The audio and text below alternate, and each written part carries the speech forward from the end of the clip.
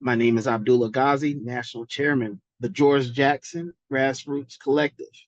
This is the dialogue session, and we have a special guest, Chicano Revolutionary Nationalists. And today's topic today is what is a Chicano? But first, I would like to bring Joe Gonzalez and tell him how much we appreciate him for starting this and bringing these wonderful people together, these Chicanos together. We got new Africans in here also together in solidarity for this dialogue. And I'd like to pass it to you real quick, Joe, and then you can announce the other comrades. Yes, and once again, thank you for even having this platform for us to be able to even work together collectively in the hopes of building a stronger united front. My name is Joe Gonzalez. For those that do not know me, with Los Brown Berets, regional commander for the West, or what I would consider Aslan, and also part of the American Indian movement, also part of the Partido de la Raza Unida party, also part of the United Panther movement, where I hold Secretary of Intercommunal Relations. And this is what it's really important. And we can see we have people from different states here. And I always get a kick out of that, because now we can get a little input coming from all directions. And I think that's real powerful. And I'll wait to speak after, but I think Daniel, I think we're good. And then maybe we can, at the end, we can include Rosie also to speak before me. I know she came on a little late, but she's got a whole lot to share coming from an elder's perspective in this conversation. And then with that being said, I'll say what I wanted to say after, but I think Daniel, if the floor is yours.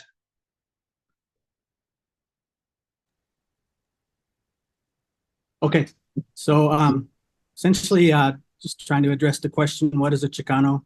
A Chicano is essentially a Mexican who lives within the occupied territories. For me, the occupied territories are territories that were stolen in the aftermath of the Mexican-American War, also known as the North American Invasion. In the aftermath of that war, we lost 7 states to the United States. Those 7 states are California, Colorado, Utah, New Mexico, Texas, Arizona, and I just forgot the last one. But the 7 southwestern portion of the United States was stolen in that war. Half of that territory was ceded to the United States, which rendered our people a subordinate position. So we're subordinate to U.S. colonialism. We are a colonized people. Our people have suffered injustices for over 175 years, just like the Palestinians are suffering at the hands of the settler colonialists. And so our homeland is not only the 7 southwestern portion of the United States, but it also is Mexico, and not the current Mexican government and not the current government that runs this settler colony. But our sort of imagined community is going to be a reunited homeland, a homeland that is socialist. So that orientation is the orientation that I believe is the best way forward. It embraces the ideas of Aztlán. It embraces the idea that that we are trying to form an independent community. So we have a history. We have a long history that extends back many years and many decades, a long time. We go back to the 7 cultures of the Americas, to the Olmecas, the Toltecas, the Chichimecas, the Nahuatlacas, the Mixtecas. The name Chicano comes from Mexica. And the Uto-Aztecan language is the language that we share with indigenous people throughout these territories. If we even look even broader, we look at the concept of Abayala, and we can see that our cultural cousins are the people in Latin America. So I see a hand up, so I'll stop and go from there. Yes, sir. Yes, sir. You brought up language. Language. That's a big thing when it comes to the language. A lot of people get misunderstand the Latin language for being the main indigenous language for Chicano. Could you please go deep into what is the actual language and dialect of a Chicano? Yeah, I think you'll find a lot of variation. For the majority, many people speak Spanish because they're colonized by Spain, in 1500 and Cortez and 1492 to 1521.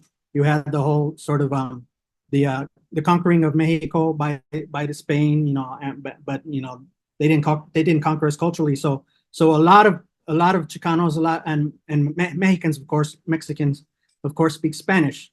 Now, that language could vary depending on where you reside in the Southwest, depending on what generation you are.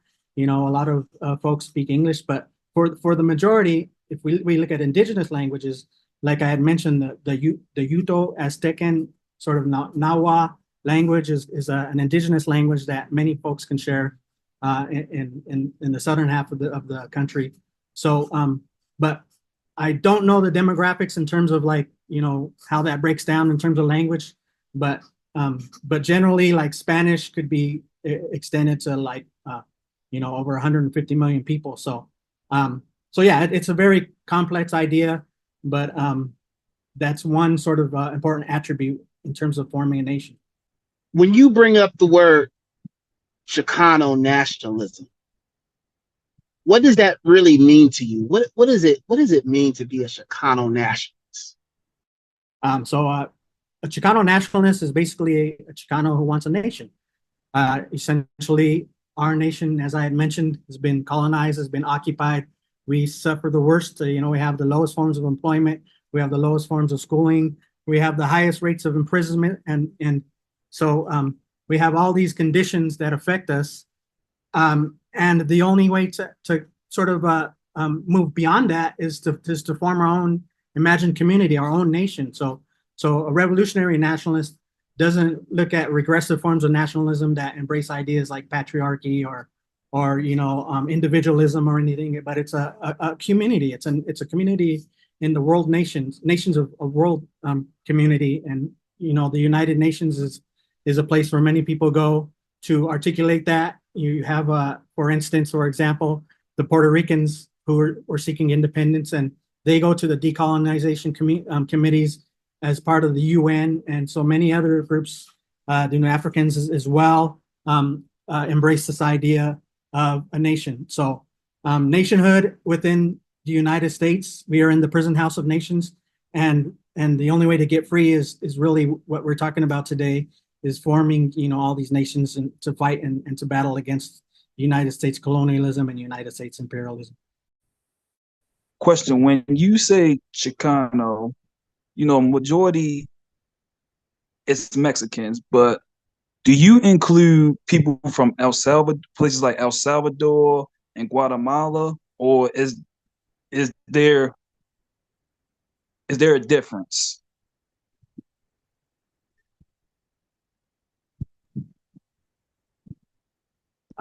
So I feel like I'm talking a lot, but so this is only my view. So so El Salvador, Nicaragua, Central America, all those countries are their own countries, right? But as a result of U.S. imperialism, many of those countries force people across the military imposed border. And so once people enter to the United States, many folks have identified themselves as Chicano, because Chicano, remember, comes out of the resistance movement in the 1960s. And so in the 1960s, that's when an identity of self-determination was formed. People self-determined that they wanted their own identity. And we view people like the Salvadorians, people like the Guatemalans as our cultural cousins. Many of those communities have joined organizations like MECHA, the Movimiento Estudiantil de Chicano de Aztlán, and identified as Chicano because they identify with the struggle. And so I think that's an individual choice if you're of that sort of descent. If you come from those communities, you definitely are more than welcome to identify as Chicano, but we're also open to identify as you and yourself. In the sort of grand scheme of things, we're all indigenous. So we are an indigenous people, and we embrace each other and on those grounds. Yes, sir. Thank you. We're going to bring this next question to Mr. Leroy. What is a Chicano? Thank you. Yeah, and I really appreciate everything Daniel said. Like I said, I've known him for a while. It always amazes me the way he can articulate what it means to be a Chicano. So I hope I can do something in a good way, in the same way. For me, I also grew up very much in the Native community, the Native American community here in New Mexico and in Denver. And so that really has informed very much how I see a Chicano identity. So going off what Daniel was saying about a Chicano is a Mexican in occupied territory, I also build on that, saying it's working towards, Chicanos working towards strengthening an indigenous political consciousness. And we're moving towards autonomy, towards nation building, and even more than that through indigenous peoplehood models. So, for instance, what I often tell folks is that what makes us who we are as a people is that we have ceremony, and that we have a language, not Spanish, right? Like we speak Spanish because, as Daniel was saying, that's the language of the colonizer, right? But we have, all of us come from indigenous ancestors and backgrounds. And so some of us are very connected to those languages, whether it be Nahuatl, Otomi, whether it be Dene. There's some folks that are Lakota from South Dakota and are also Chicano. But then there's some folks that might be a little bit more removed from it, right? But we have that understanding that our original languages were indigenous languages to this space, to this place. And then also what it means to be a Chicano is also connected to territory, right? And we have a territory. And then also we have a sacred history. And really the development of a Chicano political consciousness, in my opinion, this is just my perspective. I'm not saying that this is anybody else. And I tell my boys and my daughters, you can hear what I'm saying, then you grow from there. You go from there and make it what it needs to be in that way. But for me, we have that movimiento piece, right? We have that connection, as Daniel was saying, in the 60s and 70s, and our history. And he even mentioned too, goes even farther back to where we have creation stories and migration stories and emergence stories, right? That all connect us to those sacred spaces here in what is the so-called southwestern United States, but we would say Aztlan, right? And then furthermore, I would say that it means that to be a Chicano is, here again, like I said, moving towards a peoplehood, nation building within a pluriversal reality, meaning that we're not trying to tell other people what they need to be in relationship to their people. And we can live in relationship to, in relationality with mutualismo to other folks and their relationship to that way. Because in common, here again, because of that political consciousness, in common, what we have is we're fighting settler colonialism, we're fighting US imperialism, capitalism, racism, all these things that come with it in that way. What is a Chicano? So for us, in our interpretation of Chicano, the true meaning of Chicano means you're children of the earth. That's what a Chicano means when it comes down to. That's why it's such a political and strong word that the colonizers has frowned upon because of the strength that it actually means, the meaning behind it, that it does and that it carries. Chicano is, for me, in my area, raised in California, Mexico. I was born Mexican, raised in California and LA. But then I moved to Arizona, where I'm currently at and have been for the last 20, 21 years. Chicano for me is everything that is negative in our life, we turn it positive. It no matter if we are always trying to be proactive, always trying to be ahead, always trying to bring our gente and the people around us to a bigger plateau, a bigger experience so we could empower them to make better choices and actually make informed decisions. That's what a Chicano is. Also, in my perspective, a Chicano is that you are the one that when you see stuff go wrong, you're the one that stands up and you say something. You fight injustice. You definitely speak out for those that can't speak, and you stand up for those that can stand, and you walk for those that can't walk. Chicano for us here in Arizona is also means doing right by those around you, doing right by the elders that can't go do stuff for them. We still fend for them. We still do right by them. We take care of our elders. We take care of our community. We take care of those that need to be taken care of, regardless of the color of their skin or where you're from. We are a united front. We will take our shirt off if you need it, give you our shoes if you need them. That's what a Chicano is. Well, if we have a bean burrito, we'll share a bean burrito and split it 7 ways so that we all eat. Chicano here in Arizona and in California in different areas is just being that beacon of light. That's sometimes in our darkest moments, some of us will rise to be that light and do right by those that need it. I'm also, being part of the Chantlaca.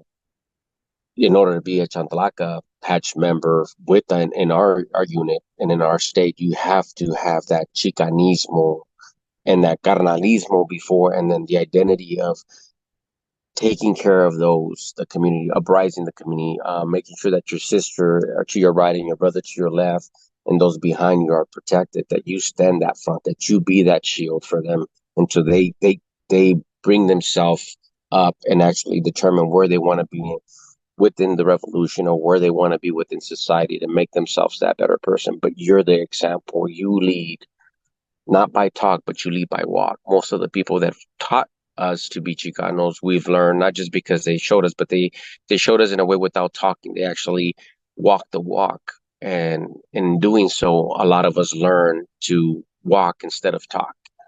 Chicano here in Arizona and in other places for me is being able to give that hand, being that helping hand.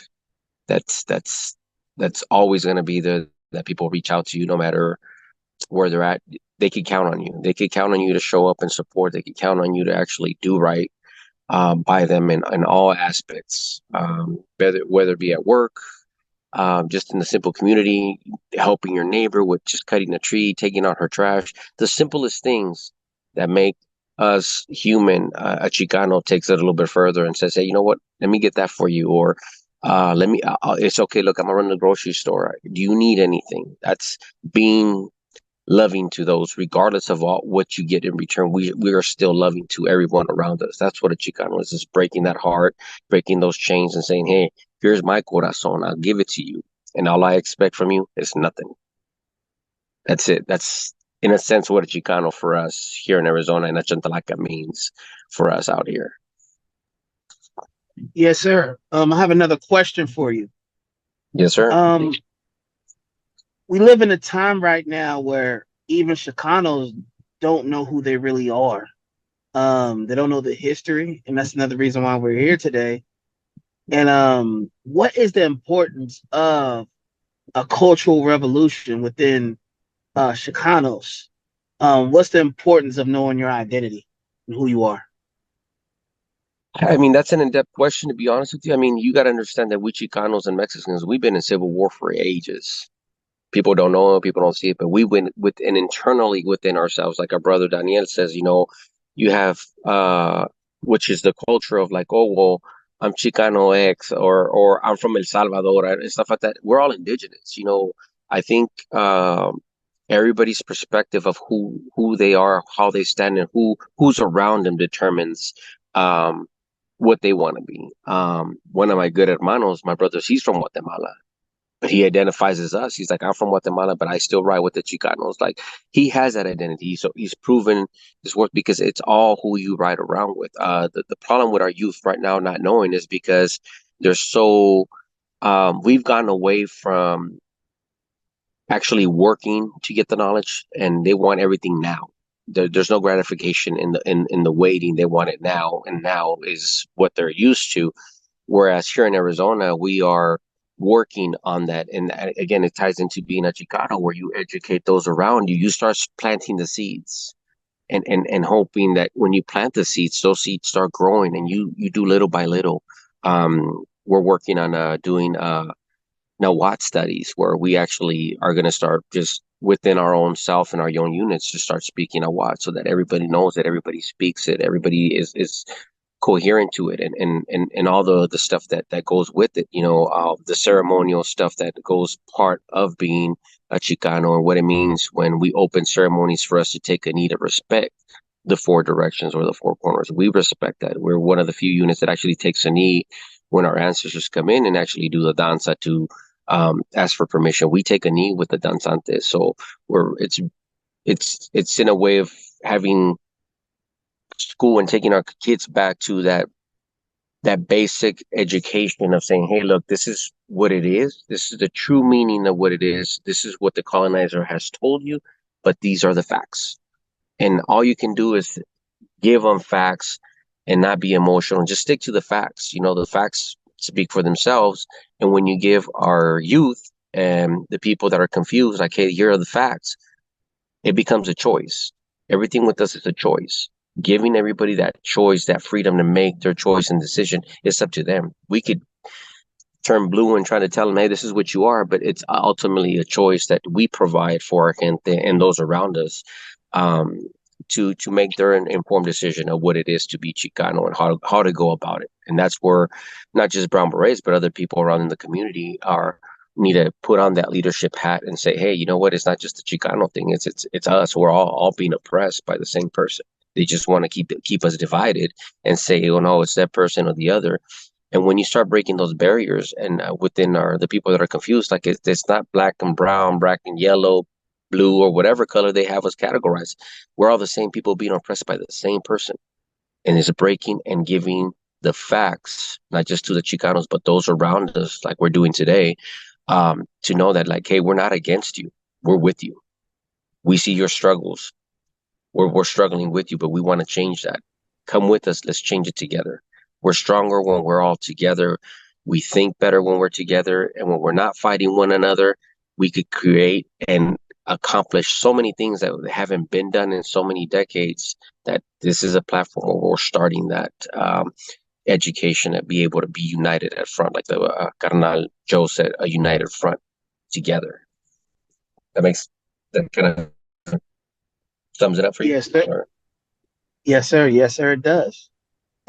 Which leads me to my next guest, Joe Gonzalez. Could you please tell me what a Chicano is from your perspective? I have the same interpretation as Carlos has. We are children of the earth. Some may call us children of the sun, but I refer to us as children of the earth. And when we're talking about that, we're talking about prior to colonizations. I'm more advanced and thinking on a grander scale. I know y'all mentioned, how do we, relate to those that come from Venezuela or Central America or Brazil or Peru or all the countries that make up Turtle Island, all the way from Alaska all the way down to the southern part of South America. And in essence, they mentioned, Daniel mentioned the Uto Aztecan language. The Uto Aztecan language, I believe, goes all the way from Utah all the way down into central Mexico. So it's a grand scale of what it is. So when we're going back to the definition of Chicano, and I kind of broke it down into a perspective coming from a brown beret, sharing a little bit of the history and where we're at today. And I got it written down, so I'll be brief and be respectful of everyone's time. But as a revolutionary Chicano nationalist, coming from a brown beret perspective, the Brown Berets are a Chicano civil rights group founded to fight injustices against Chicano communities and the United Snakes. They started in East LA in 1966 as a group of revolutionary high school students who openly confronted issues affecting the Chicano community. By 1968, the Brown Berets had opened chapters in several states, broadening their focus to fight poor schools and healthcare, lack of opportunities for Chicanos, and also the Vietnam War. But the Brown Berets also took action following the example set by the Black Panthers, organizing medical clinics and meal programs for free, of which we're still doing today, and fighting alongside the Rainbow Coalition and Fred Hampton against police brutality. Today, the group continues to fight for the same ideals and shows their support for other causes. And that's a sense of when we call ourselves and we term ourselves Chicanos, and I'm Mexica and Limpana Apache, so and a couple of other tribes. When it comes to that ideal, or the ideals that have affected us and kind of created us from the beginning, still continue to affect us today. But we have to take a sense of pride of who we are. And when we term ourselves and we recognize ourselves as Chicanos, that's taking a sense of pride, of action, to recognizing who we are internally and who our ancestors are. And I'm glad they mentioned a lot of our spiritual beliefs and and a lot of things that we still follow, indigenous, because just Chicano, like I'm saying, we're all Turtle Island. We are just one of many indigenous brothers and sisters across these continents, and that's what I wanted to share. Thank you. Yes, sir. I have 3 questions for you. When you say Turtle Island, and this is for transparency for everybody else, what is the actual territory of Turtle Island? Well, if you look on a map and it's kind of in the shape of a turtle, we're talking all the way from the top of Alaska all the way down to the tip of South America as the tail of the turtle. And the arms that branch out from the turtle, like the Pacific Northwest is one of the foots, and I believe somewhere towards the East Coast is another one of the foots, but by New York. Those are kind of the feet. So when you look at it on a map, you can see the conception of what appears to be a turtle. So when we're considering the term Turtle Island, it's inclusive of all the areas mentioned. Yes, sir. You brought up, once again, we're talking about Chicano. And let's take it back just a little bit. And you said 1968, more when the Brown Berets was formed. But that word Chicano, was it mentioned during that same time, or was it before then? It had been mentioned prior to that, but it wasn't to be considered as a strong resistance, because a lot of times we were looked down upon. You would have parents from Mexico. Well, my parents are from, or my families are from the United Snakes, Texas and California. And going down the line, I do have some great grandparents from Mexico. But I always look at it like this.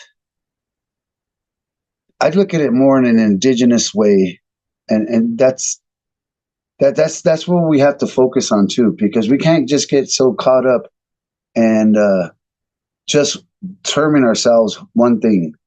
I think we're a makeup of a lot of peoples, and that's what kind of defines us as a collective of a prideful peoples.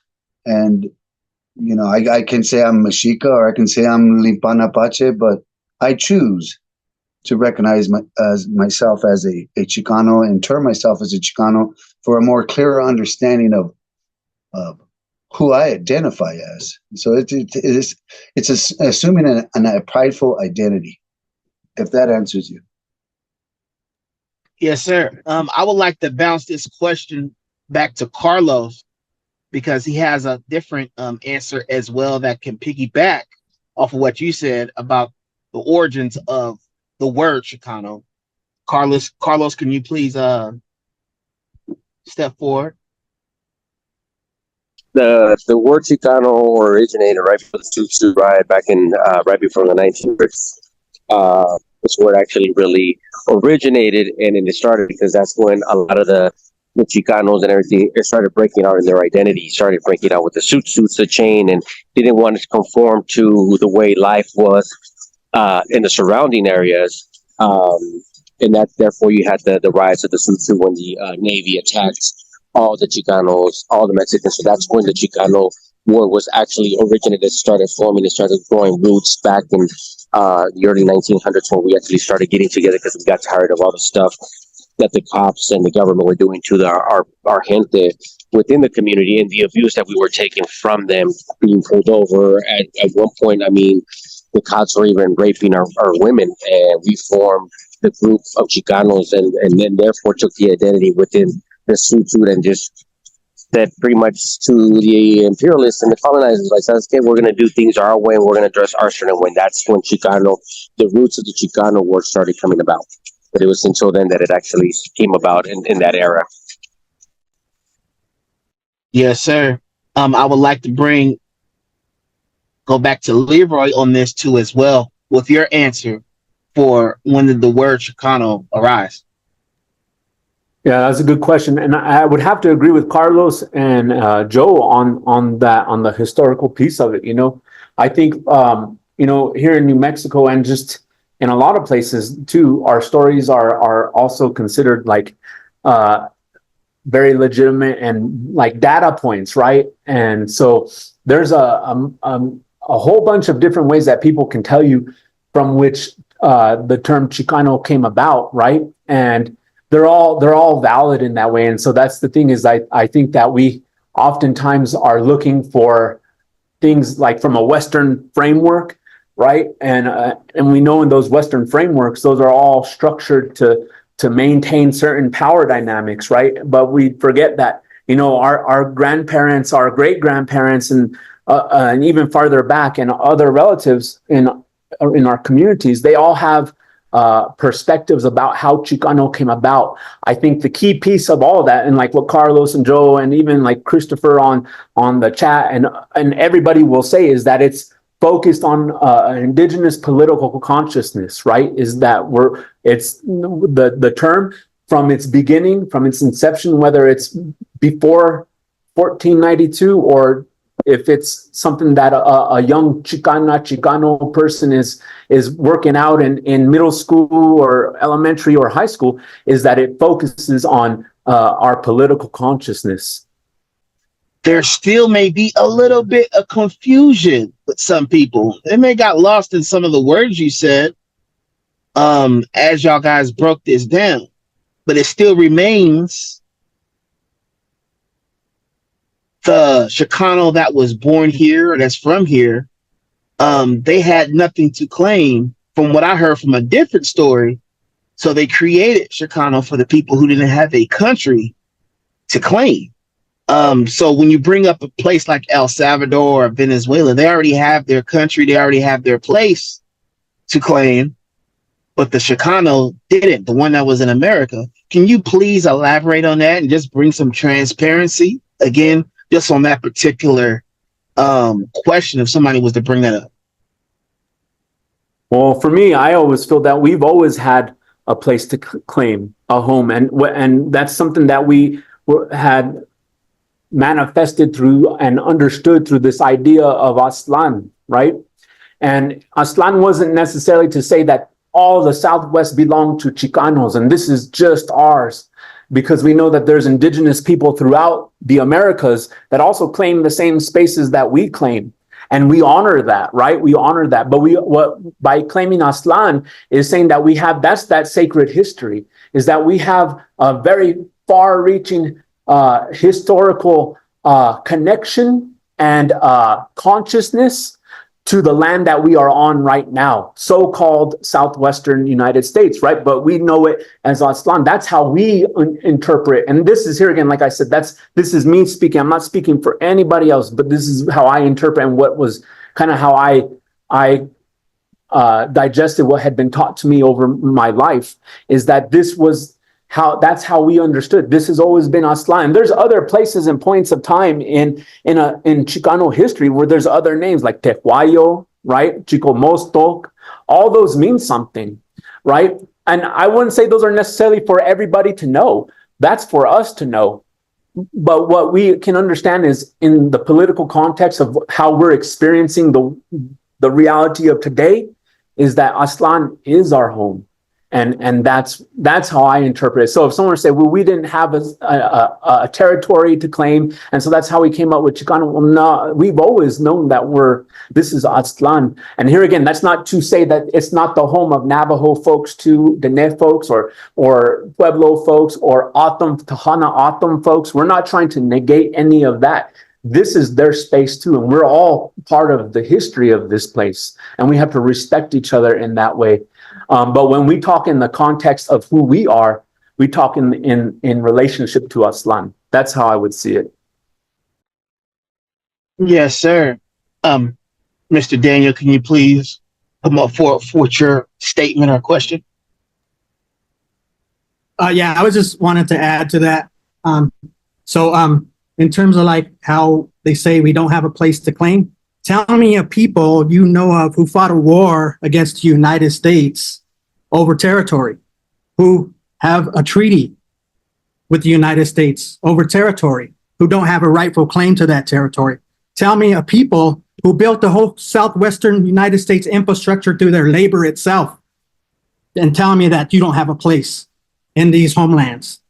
So the question is larger than whether we're displaced, whether it was by Spain or whether by the United States, but what we have contributed to the land. Emiliano Zapata always said that the land belongs to those that work it.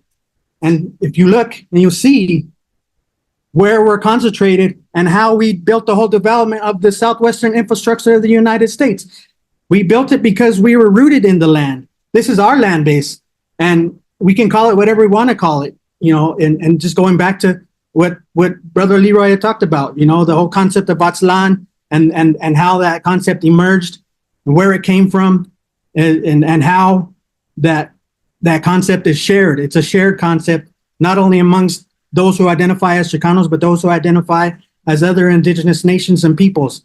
And so it's important to remember the conditions at which we live and the conditions which shape how we have claim to ownership of those territories. And it's not even only completely about ownership. It is about, the idea of querencia and the idea of homeland and where we come from. Yes, sir. I would like to have one more question for you, Daniel, and then I'm going to give it back to Christopher. What is the importance of a cultural revolution within Chicanos and them being educated on their identity and knowing more about themselves and how to move forward? Yeah, the basic answer is if you don't know where you've been, then you don't know where you're going to be going. The whole question of identity is always being erased. We have 12 years of miseducation that we have to re-educate our people on. And the whole question of the United States' public school systems and what it does to our people psychologically, how it deforms our psychological mindset, how it creates an inferiority complex within our people. Those have to be worked against, and so it's not going to happen overnight. It's like a lifetime for folks to re-educate to ourselves, to our own cultural identity, and really, what is the basis of culture? The basis of culture is what happens economically in the society, and so we have to look at different readings. We have to look at reading people like Frantz Fanon and Cabral, so maybe I'm getting off the subject a little bit, but the importance of identity for young people is really the importance of their future and the importance of what's happening in this country and how is this country affecting our people. If we assimilate, then we're going down the wrong road, because then we just become like the rest of society and we lose what's essential to us as a people. So yeah, that's the quick answer there. Yes, sir. And I will give this to Mr. Christopher. Go ahead with your statement. Yeah, thank you. Yeah, just first I want to point out that the why is in law, it says in the law in the Congress, it says people have to have 100 years of history, and the people have to agree with that history. And that's the importance of learning our history and teaching it right and making sure we all know what we're talking about. We're on the same table, because that's one of the laws that says that how you can become an indigenous American people in the United States of America, and you got to have at least 100 years of history.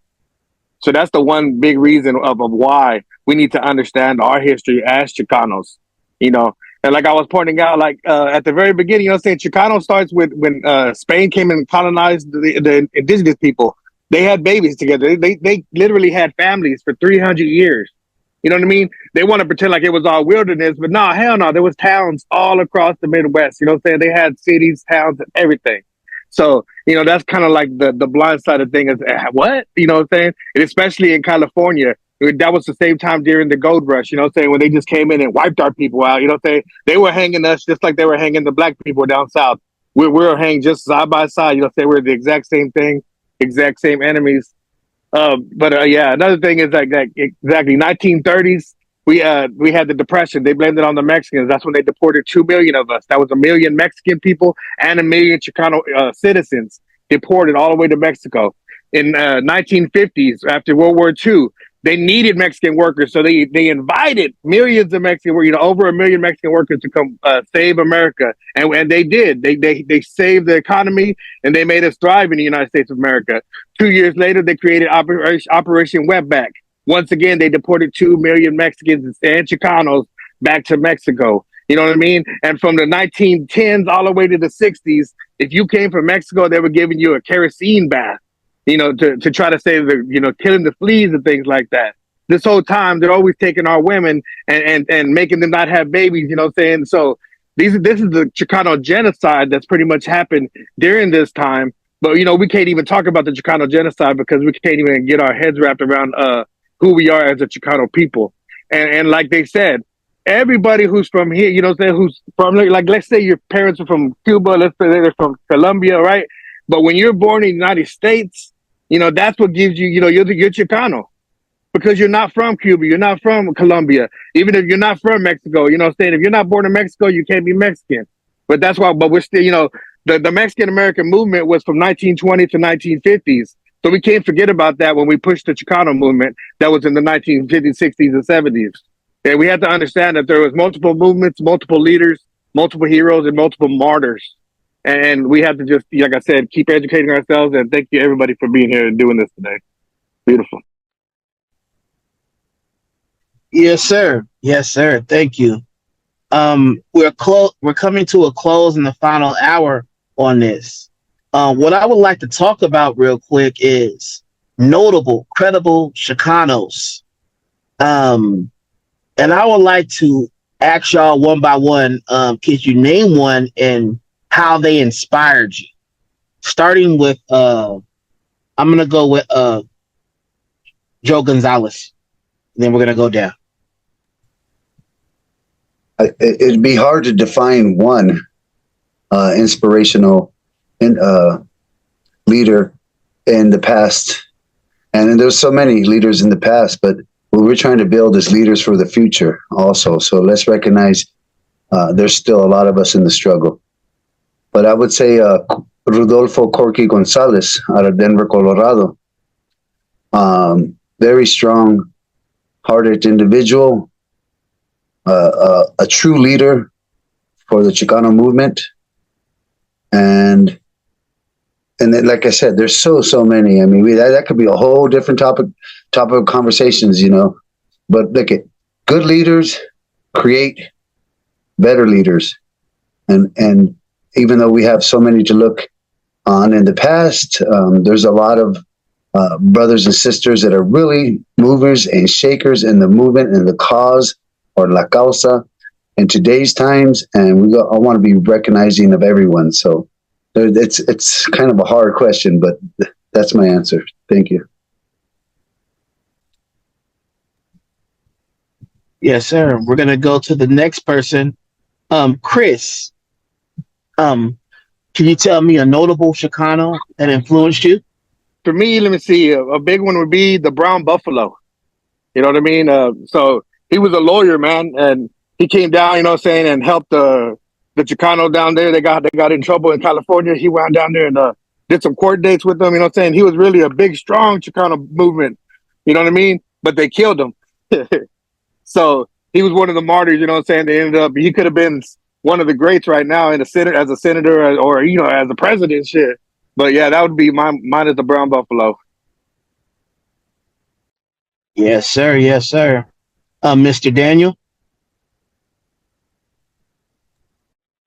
Yeah, I want to echo what Joe was mentioning in terms of like the long history of people we can consider heroes and sheroes, right? Because there's so many that you could point out to really that inspire us. I mean, our people have always resisted, and it is a people's movement. You know, so there's not one leader that we can kind of say is the one person, right? That's going to guide us, you know, like the Messiah or whatever, that's going to take us to the promised land, so to speak. But you know, and I think that's an important concept. The idea that our people have always resisted, as well as that our people always will resist in terms of the future. And if I had to say someone who was close to me politically that I've known in my life is Ricardo Romero. He was one of the co-founders of the Crusade for Justice. He was Corky's brother-in-law.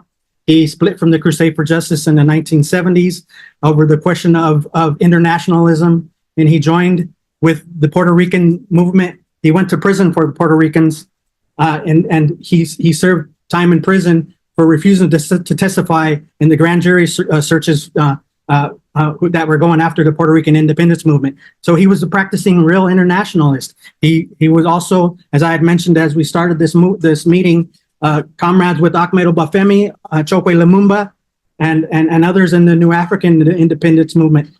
So you had the Puerto Ricans, you had the New Africans, and also the Native American movement that joined forces.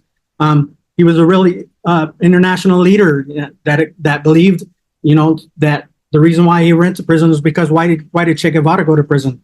I mean, why did Che Guevara fight for Cuba when he was an Argentinian?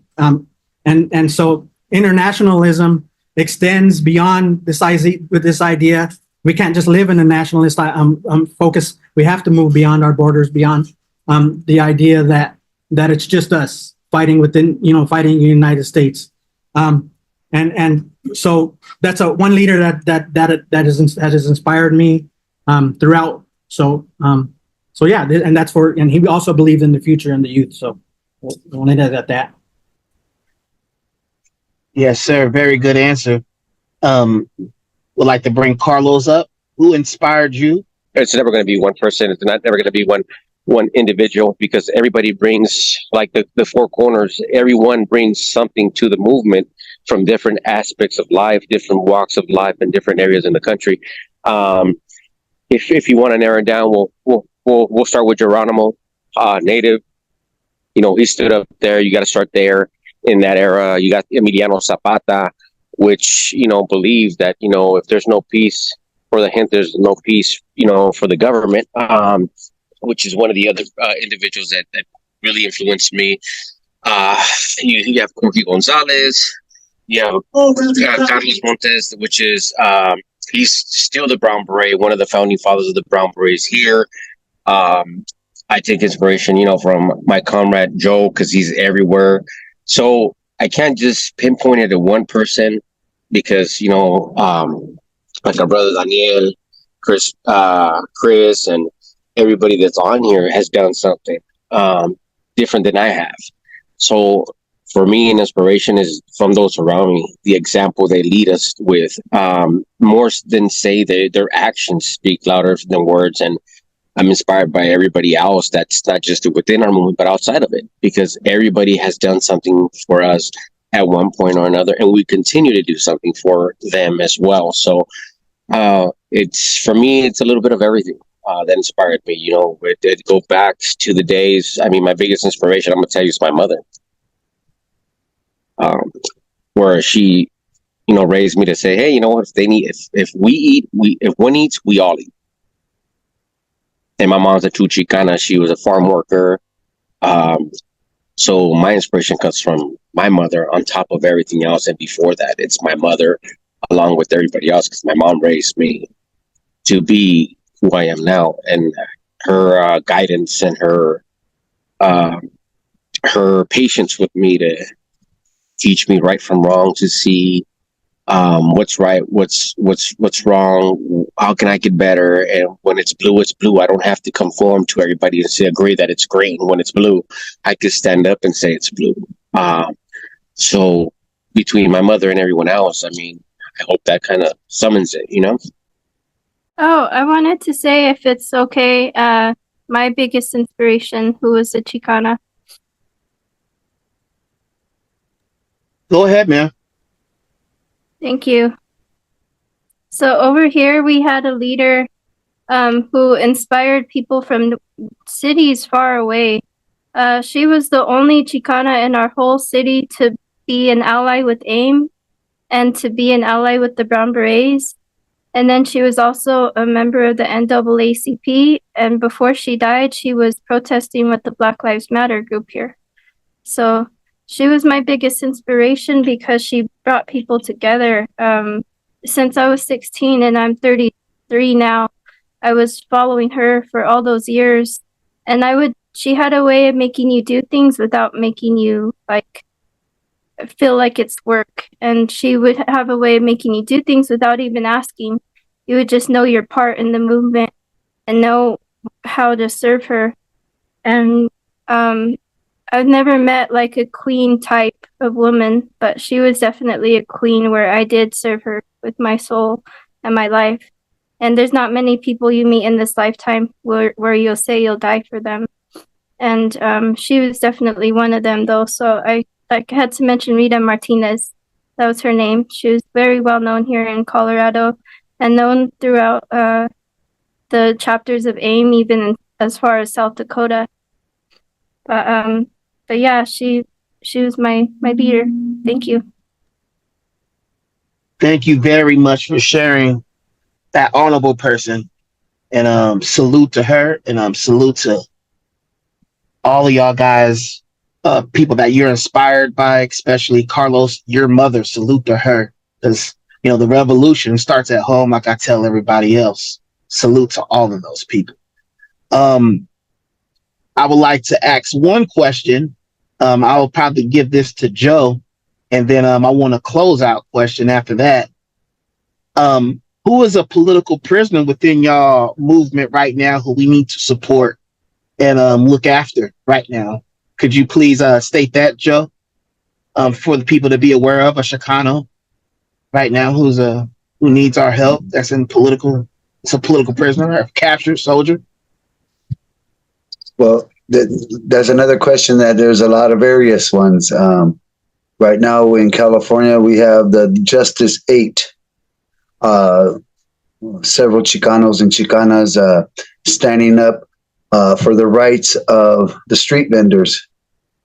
A lot of them have been held for several months now without bail. Some of them have signed plea bargains and have been released. But one of the ones that I do, political prisoners that I do most effective work for, is one of my indigenous brothers, Leonard Peltier, who's been falsely imprisoned for 48 years now. He's 78 years old now. And I'm not going to stop fighting for him. And I'm so glad that his name hasn't been forgotten and is still creating a great awareness. And I'm still striving for that great awareness for Comrade Leonard Peltier. But there's so many. I mean, there's so many in the New Africans. There's so many in the Chicanos and other ethnicities. So maybe I should be clear. Let's stand for all political prisoners. And that's my finals. Thank you. Yeah. Yes, sir. So this is going to bring me to the closing statement as we come to an end. I just want to tell everybody I greatly appreciate all y'all guys for coming. Kings and queens, thank y'all for joining us. Hold on. Thank y'all for joining us. And this leads me to my final question. And I want Daniel to answer this first, and then I'm gonna go to Joe Gonzalez. As we learn about Chicanos, today we have brought New Africans together with Chicanos to learn and hopefully foster in the future, most definitely a better relationship like we had in the past. Um, Mr. Daniel, can you tell me the importance of a united front? Well, the importance of a united front is to really understand that if we're focusing on the central enemy of the United States and U.S. colonialism, imperialism, that one group of people alone cannot defeat United States imperialism by itself. And so to build a united front is to build throughout international communities that are the enemy of the United States and U.S. imperialism. And it's like what Che Guevara said, at the Tricontinental, and he was talking about creating 1, 2, 3 many Vietnams, because Vietnam, the Vietnamese people were the ones who defeated the United States. And so to create more of those situations is another way to defeat U.S. imperialism. It can't be done by one people by itself, because the beast is so big and large, and the militarism of the United States is so big and huge and vast that it'd be difficult to defeat just by ourselves.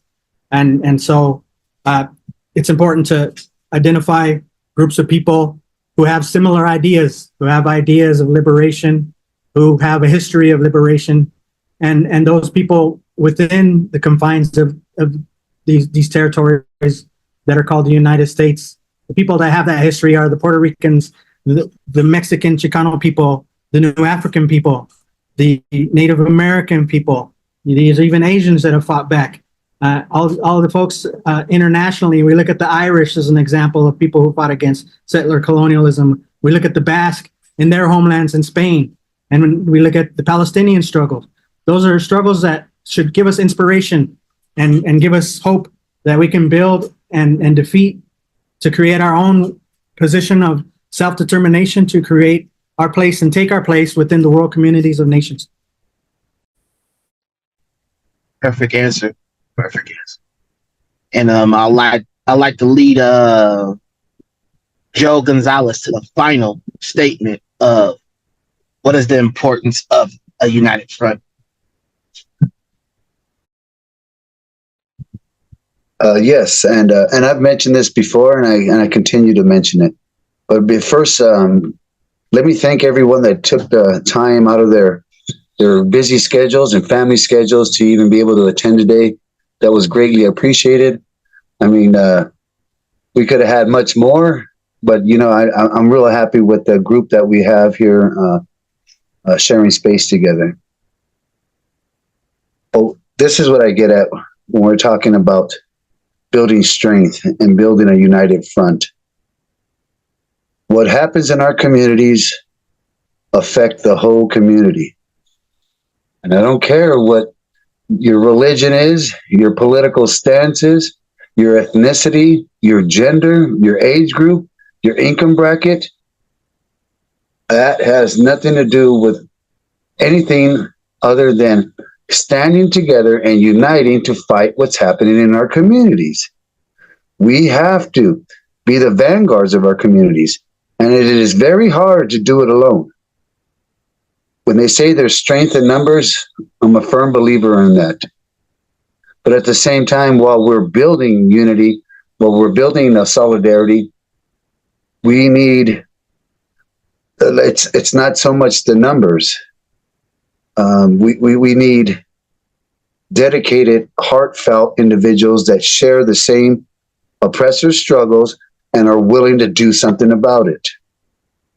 And this is where the importance of making a united front, making a working bond within organizations. Several of us are from different organizations here on just this call, and some are maybe not in organizations, but they're active in their communities. Let us change one community, our communities, and do what we can do within ourselves and within our communities. And then we'll have the strength to be doing stuff on a united front. But it starts all within ourselves, our family units, our communities, and then we could take it on much farther than that. And that's the importance of it, because if we don't look out for one another, tell me, who will? All power, comrades. Free the land. Yes, sir.